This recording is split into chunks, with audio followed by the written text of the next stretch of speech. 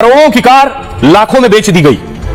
ये तस्वीरें आप देख रहे हैं। पिछले दिनों खबर आई थी कि दिल्ली में पुरानी गाड़ियां बैन हो गई हैं। 15 साल से ज्यादा पुरानी गाड़ियां, 10 साल से ज्यादा पुरानी गाड़ियां बैन हो गई हैं। तो अब दिल्ली वाले क्या करें, क्योंकि दिल्ली वाले महंगी महंगी गाड़ियों के शौकीन हैं। अगली तस्वीर देखिए, और इनमें छोटी मोटी गाड़ी नहीं, BMW, लैंड रोवर, मर्सिडीज जैसी गाड़ियां जिनके पास है, पुरानी है, अच्छी कंडीशन में, वो क्या करें, उन्होंने बेच दी अपने कम दामों पर। अगली तस्वीर देखिए, ये सज्जन है वरुण विज साहब।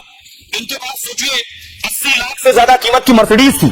इन्होंने 2-2.5 लाख रुपए में मर्सिडीज बेच दी, क्योंकि पुरानी थी, महंगी थी। इन्हें लगा कि अब तो इसे कोई खरीदेगा नहीं, अब मैं दिल्ली में चला नहीं पाऊंगा। तो सोचिए ये गाड़ी इन्होंने 2.5 लाख रुपए में बेच दी।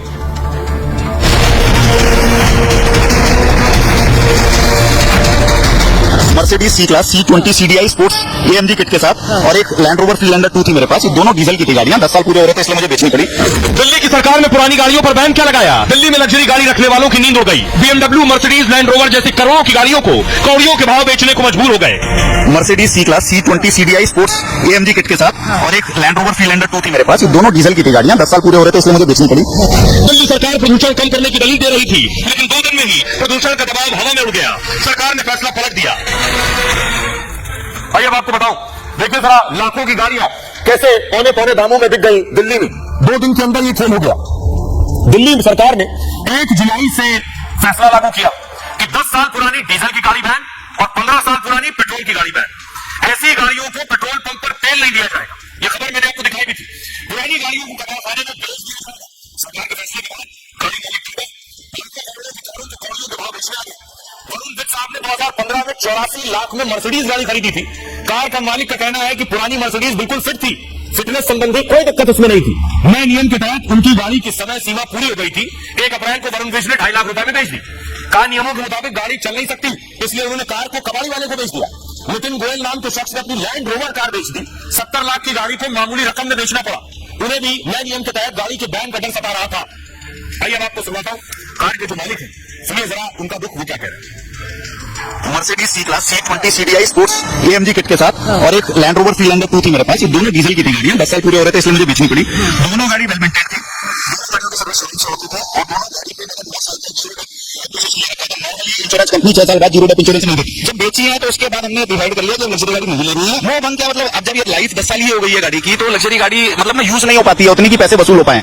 दूसरे तो फिर अब ये है कि आप नॉर्मल टोयोटास, मारुतिस और ये वाली गाड़ी लीजिए जिनका फ्यूल कंजम्पशन भी अच्छा है, एवरेज भी अच्छा है, मेंटेनेंस कम है और कॉस्ट भी कम है। मेरी मर्सिडीज जो है वो 4.25 लाख रुपए की बिकी, और जो लैंड रोवर थी वो करीब 7.5-8 लाख रुपए के बीच में गई। तो दोनों गाड़ी मिला के 10% ऑफ द ओरिजिनल कॉस्ट से भी कम में चली गई, जबकि दोनों गाड़ी वेल मेंटेन थी। और दोनों ही गाड़ी मेरे किसी जानकारों ने ली है जो दिल्ली से बाहर रहते हैं, और they are enjoying this car. कह रहे हैं हमें मारुति के रेट में लैंड रोवर का मजा आ रहा है।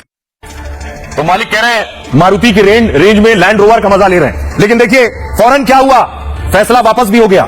जिनकी गाड़ियां जानी थी वो तो चली गई, लेकिन अब पुरानी गाड़ियां भी चलती रहेंगी। दिल्ली में पुरानी गाड़ियों पर बैन का फैसला वापस हो गया।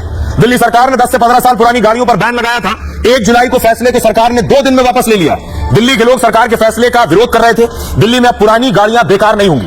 पेट्रोल पंप पर डीजल और पेट्रोल भी मिल सकेगा इन गाड़ियों को। अब पुरानी गाड़ियों को सीज नहीं किया जाएगा, पुरानी गाड़ियां अब चल सकेंगी। कारों पर पॉल्यूशन के आधार पर कार्रवाई होगी। इसको लेकर दिल्ली सरकार संस्थानों से चर्चा कर रही है। गाड़ियों के प्रदूषण को लेकर सरकार नई नीति लागू कर सकती है।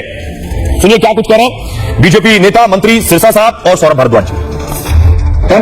जो है इसमें कौन करने जा रहा है हमें, वो है कि HSP जो हाई सिक्योरिटी रजिस्ट्रेशन प्लेट्स हैं, इनमें से भी जो जिन पे नहीं है उनको ये आइडेंटिफाई नहीं करना। पेट्रोल पंपों में झगड़ा हो रहा है कि भाई ये भी 10 साल से पुरानी गाड़ी है, तुम इसको क्यों नहीं छेड़ रहे। तो ये एक नई बीमारी वहां पर खड़ी हो गई, क्योंकि जो HSRP प्लेट्स नहीं है उनको आइडेंटिफाई नहीं कर पा रहा। अलकनंदा है, वहां पे बुजुर्ग माता पिता रह रहे हैं, 15 साल पुरानी उनकी गाड़ी है। वो हफ्ते में 2 बार गाड़ी निकालता है, सिर्फ मार्केट तक जाए गए, कभी थोड़ी सब्जी खरीद ली, फिर खरीद ली, वापस आ गए। पूरे महीने में आप देखोगे तो उनकी गाड़ी 20 किलोमीटर में चलती है। अब आप कह रहे हो कि भाई अब आप इस रिटायरमेंट की एज में अपनी गाड़ी बेच के नई गाड़ी खरीदो, कहां से लाएगा पैसे? और उसकी गाड़ी बिल्कुल फिट है, वो पोल्यूशन दिखाता है, उसको कंट्रोल करके रखता है, मेंटेनेंस कराता है, ध्यान रखता है, वो अपनी गाड़ी क्यों बेचे? ये सीधा सीधा जो है एक धक्काशाही था और ये आर्म ट्विस्टिंग थी। और ऐसा लगता है सरकार जल्दबाजी में है। किस चीज की जल्दबाजी है मुझे नहीं समझ में आता, मगर एक जल्दबाजी के अंदर एक सरकार चलाने की कोशिश कर रहे हैं, और मुझे लगता है सरकार 5 साल पूरी नहीं करेगी। ये खबरों में आगे बढ़ते हैं। कल आपको दिखाया था प्रधानमंत्री नरेंद्र मोदी घाना में थे। घाना से प्रधानमंत्री त्रिनिदाद और टोबैगो पहुंचे, और ये कल तक 24 और आज पीएम मोदी को दुनिया के देशों में 25 सर्वोच्च सम्मान दिए जा चुके हैं। ये आप देख रहे हैं पीएम मोदी को 25वां सर्वोच्च सम्मान मिला है त्रिनिदाद और टोबैगो में।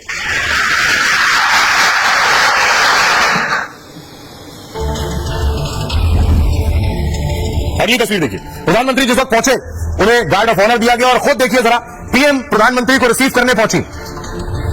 पीएम कमला को आप देख रहे हैं जो पीएम मोदी को रिसीव करने पहुंची और लेने के लिए पूरी कैबिनेट के साथ प्रधानमंत्री को लेने